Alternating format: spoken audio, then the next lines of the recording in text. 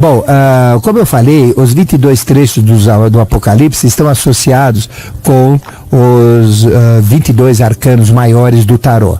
Então, se eu ler cada trecho do Apocalipse e olhar a lâmina correspondente do tarô, trecho 1 do Apocalipse com lâmina 1 do tarô, trecho 22 do Apocalipse, lâmina 22 do tarô, o tarô abre o Apocalipse e o Apocalipse abre o tarô, porque os dois são cabalísticos, os dois têm a linguagem sagrada, que nós chamamos Senzar, que é a linguagem sacerdotal, ou Devanagarika, dos devas, dos anjos, dos arcanjos, dos arqueus, dos eclesiais, dos querubins, dos dinamês e também dos tronos, dos querubins e dos serafins, né? Então, aí tem todo o jogo evolutivo. Mas, as duas testemunhas, aí está ligado ao episódio onde João, ele é arrebatado aos céus naquele domingo. Eu tive a oportunidade de estar no local do arrebatamento, que fica na ilha de Patmos, pertence à Turquia, mas a gente andando, né, navegando pelas ilhas gregas, chegamos na última ilha que faz parte desse tour, que é a ilha de Patmos. É uma ilha que não tem água, pequena, e tem a caverna onde ele viveu isolado, ele viveu em desterro, né? E fica perto de Kuzadazi, na Turquia, e que, por sua vez, é próximo de Éfeso, onde João viveu grande parte da sua vida, porque ele não teve morte violenta, foi o único discípulo que não foi crucificado ou esquartejado, a maioria foi crucificado, né? E ele não, ele teve vida longívia, ou seja, ele foi determinado por Jesus para cuidar de Maria, e Maria passou o final de sua vida em Éfeso, como a gente sabe. Inclusive existe a Casa de Maria, que hoje é uma espécie de uma igreja, né? De um templo, e realmente fantástica toda essa região.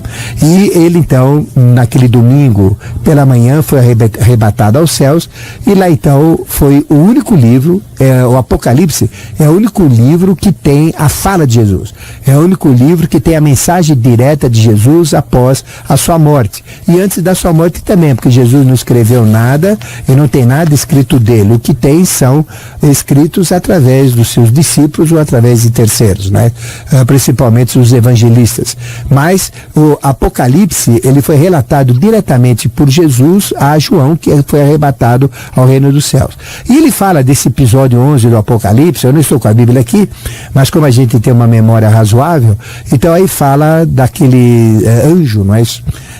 Que fez com que João, não é, comesse um livrinho, que é o Kamapa, que é o livro da vida, que é muito amargo esse livro, e através desse livro ele sentiu o karma do mundo, os fatores positivos e negativos, predominando os negativos, que representa esse livrinho amargo. No começo era doce como mel, mas depois era profundamente amargo. É porque existe pouca coisa boa, que é o doce como mel, e muita coisa ruim, caracterizando o amargo ou fel, não é?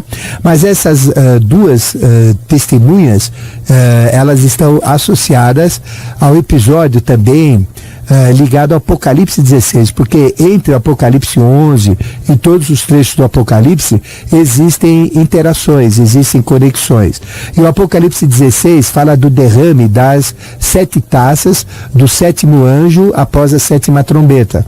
Então aí surgem 7 anjos, cada um derrama uma taça, que é o Apocalipse 16, e ali também fala sobre o Eufrates, onde hoje a gente tem em solo sagrado iraquiano, nós temos a presença militar americana, que realmente é um problema muito grave, espiritualmente falando, e principalmente relacionado aos eventos do Apocalipse.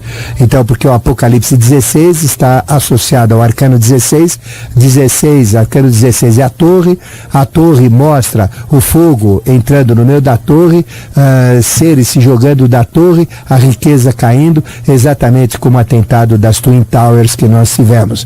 E lá também, no local onde eles estão, se a gente ler Apocalipse 11, aliás, Gênesis 11, a gente vai ter a Torre de Babel.